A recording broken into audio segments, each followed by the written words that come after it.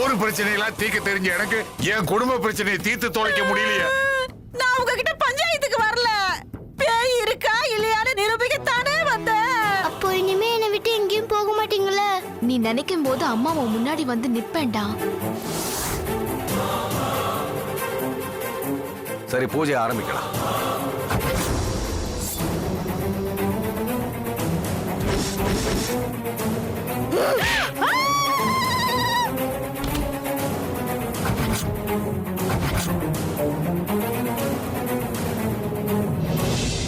கொஞ்சம் எல்லாரும் அமைதியா இருங்க.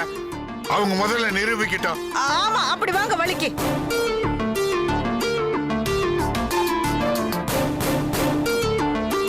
ஏன்னு உங்க அப்பா எதுக்கு சீக்கிரமா செத்தானு எனக்கு இப்பதாண்டி புரியுது. ஐயா சும்மா இருங்க, நீங்க வேற. எத்தனை வருஷம் எப்படிதான் எங்க அப்பா எங்க அம்மா கூட குப்பை கொட்டினாருன்னு எனக்கு தெரியல. அப்ப ராட்சசியா? அத நாங்க வேற சொல்லி உங்களுக்கு தெரியணுமா? மாமா கொஞ்சம் எல்லாருமே அமைதியா இருக்கீங்களா? ஏதோ நிரூபிக்கிறேன்னு சொன்னீங்களாமே, நிரூபிங்க. திருடியான்னு திருடங்கிட்ட கேட்டா திருடலன்னு தான் சொல்லுவான். நல்ல நாலு சாத்தி கேட்டா உண்மையை ஒத்துக்குவான். அது மாதிரிதான் இவகிட்ட படையில பேய் மாதிரி திண்ணியான்னு கேட்டா இல்லன்னு தான் சொல்லுவா. நல்ல நாலு சாத்தி கேட்டா அப்பதான் உண்மை வெளியில வரும்.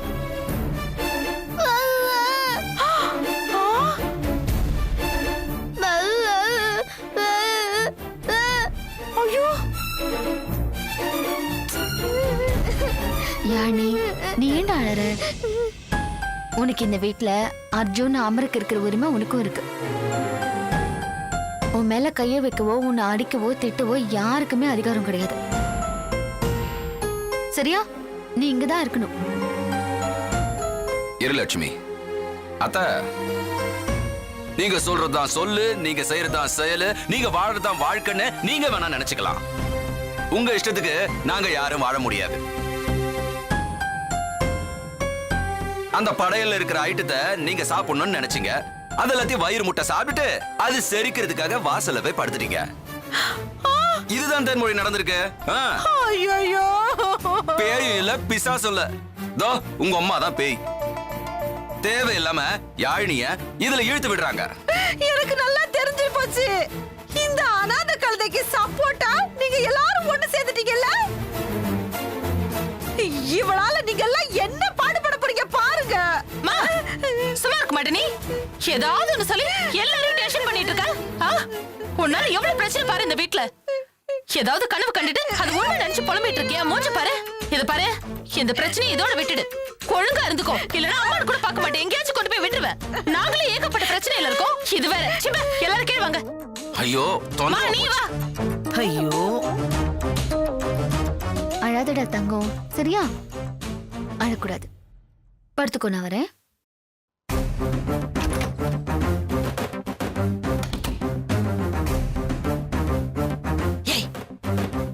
எவ்வளவு தைரியம் இருந்தா ஊமை கொட்டா மாதிரி இருந்துகிட்டு எங்களே ஏமாத்துறியா? இவங்க எல்லாரும் ஏமாத்தலாண்டி, என்ன ஏமாத்த முடியாது.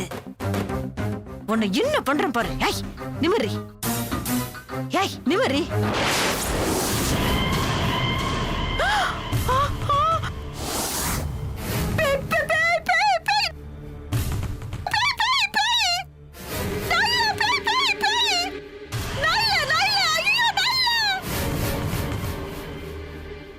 ரொம்ப ஆட்டம் போடுறல்ல.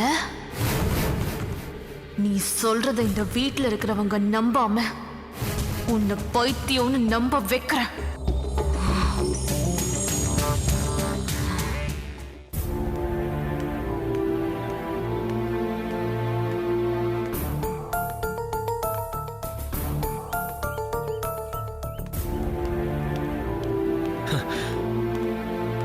வாங்கலட்சுமி, கும்பிட போன தெய்வம் குறுக்க வந்த மாதிரி வந்து நிக்கிறீங்க.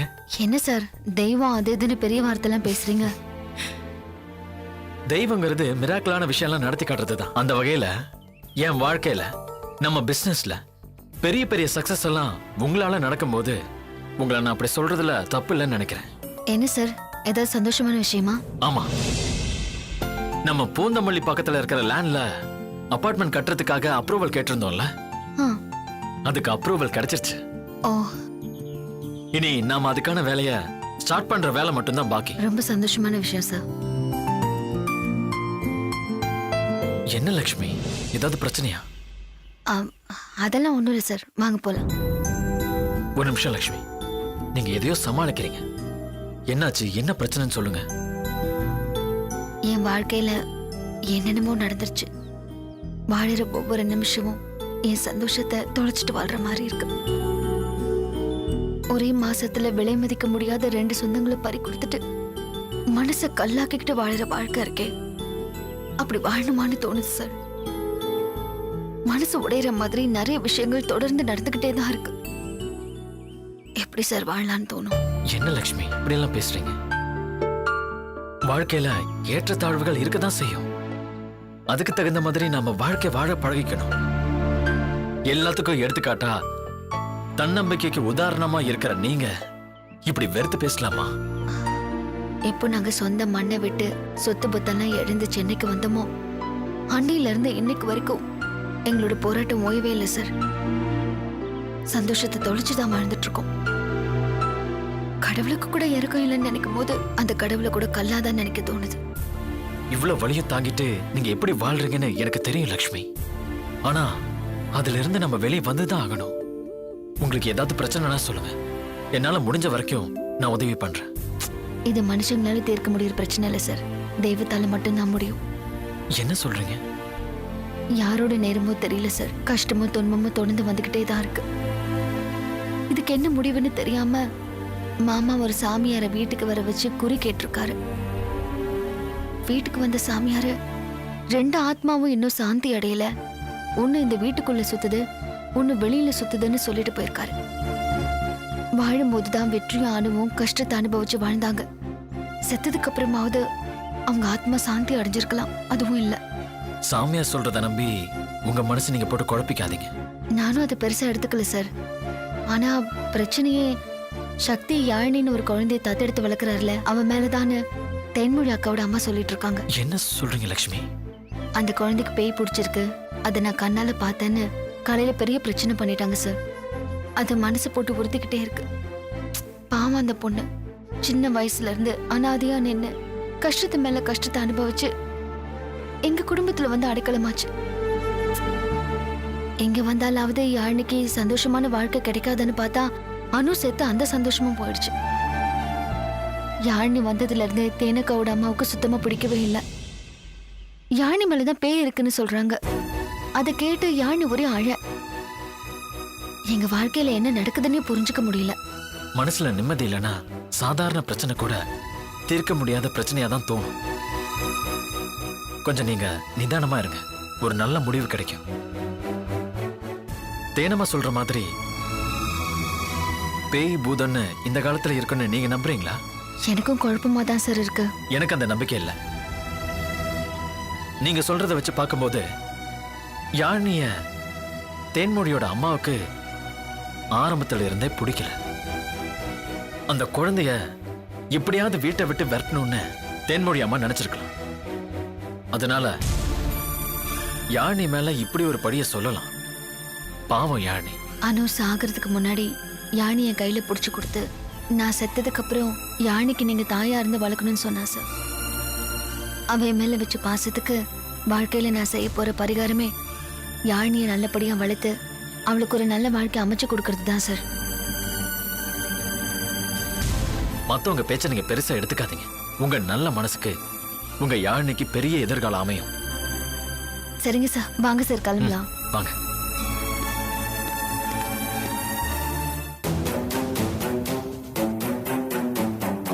அந்த யாழினி படையல் போட்டு வச்சத அந்த வெட்டு வெட்டுனா அதை என் 2 கண்ணால பார்த்தேன். ஆனா மத்தவங்க கிட்ட சொன்னா நம்ப மாட்டேங்கிறாங்க. படிக்கட்டுல ரத்த கரையோட அவ கால் தட என் கண்ணுக்கு தெரிஞ்சுது. அதையும் மத்தவங்க கண்ணுக்கு தெரியலங்கிறாங்க. அப்படின்னா என்னவா இருக்கும்? ஒரே மர்மமா இருக்கே. அது மட்டும் இல்லாம அந்த யாழினி பேசும்போது அப்படியே அச்சு அசலா அந்த அணுவோட குரல் என் காதுல கேட்டுச்சு. அதையும் அவங்க கிட்ட சொல்லி பார்த்துட்டு நம்ப மாட்டேங்கிறாங்க. அப்ப பேய் இருக்கா இல்லையா? ஐயோ, நான் தான் மூளை குழம்பி பைத்தியமா புலம்புறனோ? ஒண்ணுமே புரிய மாட்டேங்குது. ஐயோ, தலையே வெடிச்சிரு போல இருக்கே. ஐயோ, ஒருவேளை அப்படி இருக்குமோ? இப்படித்தான் இருக்கும். ஐயோ,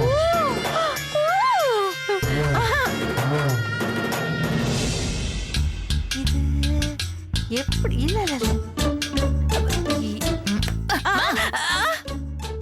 என்னம்மா பண்ணிட்டு இருக்க? தேனு, பேய் இருக்கா இல்லையா? நீ உயிரோட இருக்கணுமா வேணாமா? அடியே, நான் கேட்டதுக்கு பதில் சொல்லுடி. பேய் இருக்கா இல்லையா? அதத்தான் நானும் சொல்றேன். நீ உயிரோட இருக்கணுமா வேணாமா? ஏய், நீ அந்த பேயை விட கொடூரமா இருக்கிற. நான் கொடூரமானவளா? அப்படி நான் என்ன உன்னை கொடுமை பண்ணிட்டேன்? பின்ன என்னடி? பேய்க்கு சப்போர்ட் பண்ற, பெத்த தாய்க்கு சப்போர்ட் பண்ண மாட்டேங்கிற. பேய் பேயின்னு அதையே சொல்லிட்டு இருந்த. அந்த சப்ப வாயை அப்படியே புடிச்சு கிழிச்சிருவ சொல்லிட்டேன். சப்பவாயா?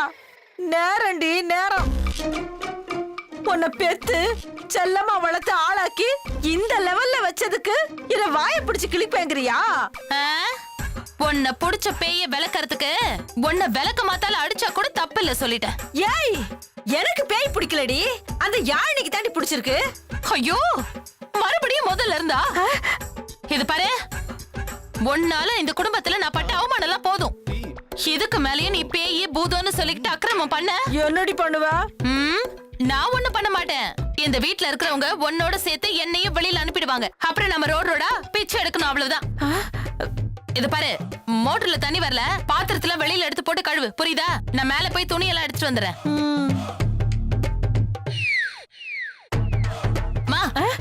என்ன சொல்லிட்டு போன? அப்படியே கல்லு மாதிரி நின்னுட்டு இருக்க. பண்ணிடுறடி, போடி. பண்ற நின்னுட்டே இருக்காது, போய் பண்ண. சரி, போடி. அது தேனு சொல்ற மாதிரி பேயும் இருக்காது, பிசாசும் இருக்காது.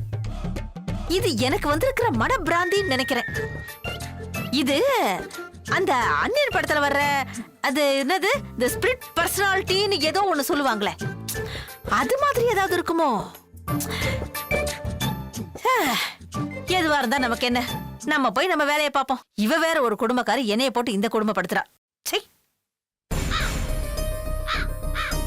அப்பா,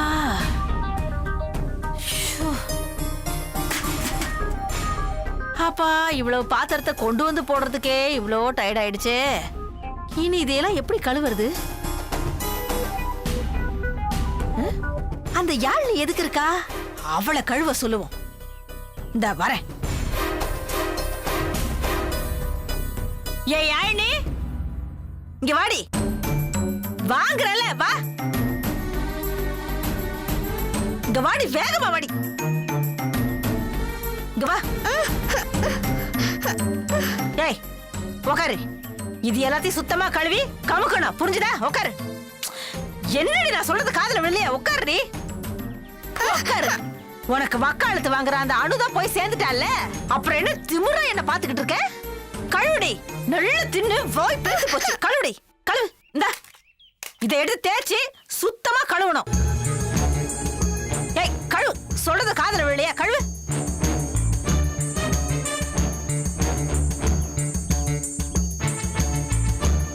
சொல்றல, கழுவுடி.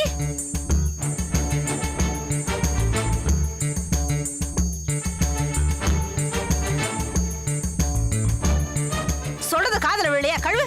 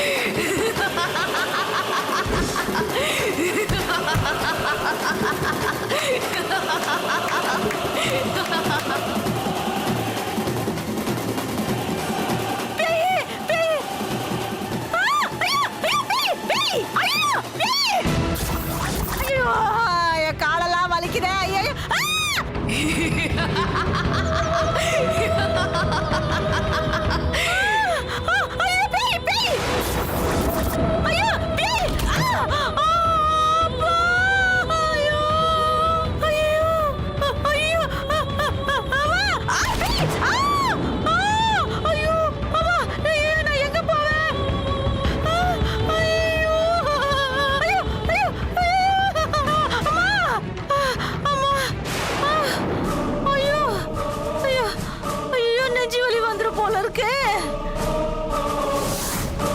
என்னால முடியலையே, காலெல்லாம் வலிக்குது.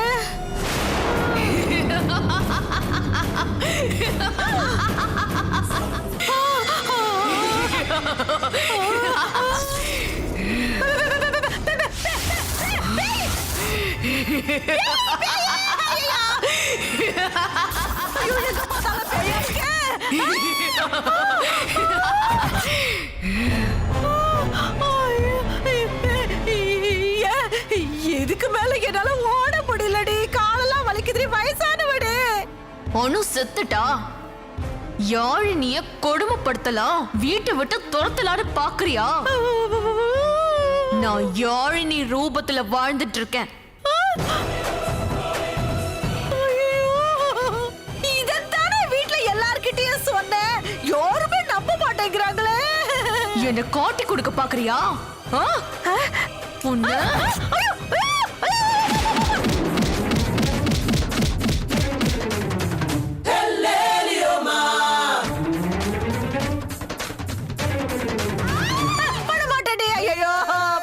இனிமே நீ யாழினி கிட்ட பிரச்சனை பண்ணுவியா?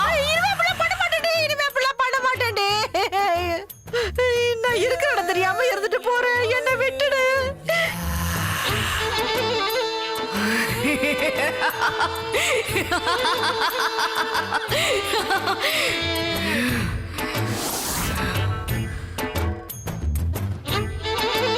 நல்லா அமுக்கு. நீ அடிச்சதுல கையெல்லாம் வலிக்குது. அமுக்கு.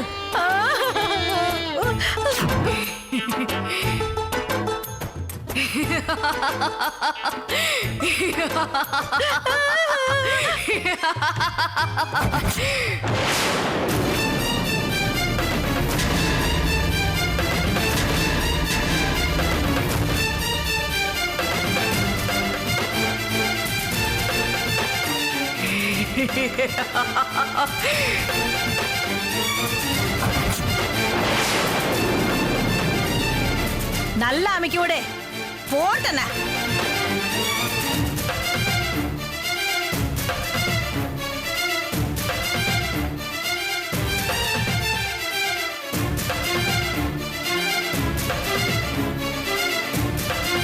ஏய், இங்க யாரு அவக்கோ? அவங்க போட்டன. எருமை, எருமை.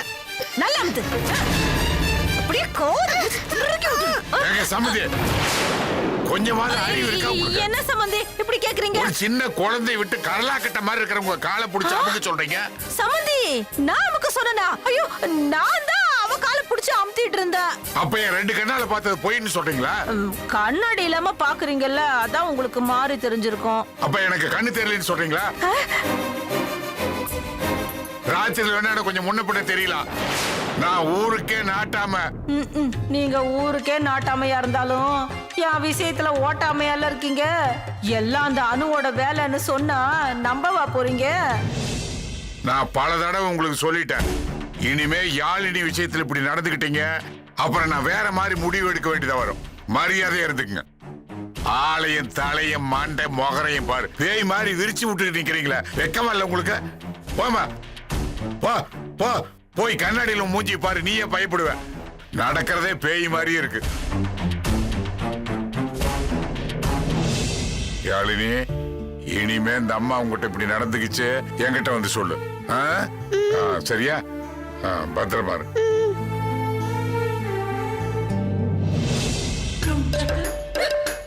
எல்லாம் தலைகீழ நடக்குது. நான் என்ன பண்ணுவேன்? வாயை திறந்தா பேய் அடிக்குது. அமைதியா போயிட வேண்டியதுதான்.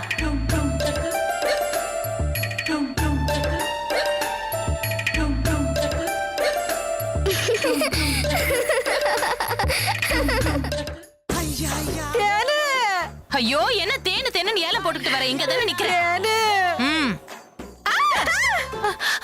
என்னது பேய் அடிச்ச மாதிரி வந்து நிக்கிற? பேய் தாண்டி அடிச்சிடுச்சு. மறுபடியும் நீ ஆரம்பிச்சிட்டியா? ஆரம்பிச்சது நான் இல்லடி, அந்த யாழினி பேய் தாண்டி.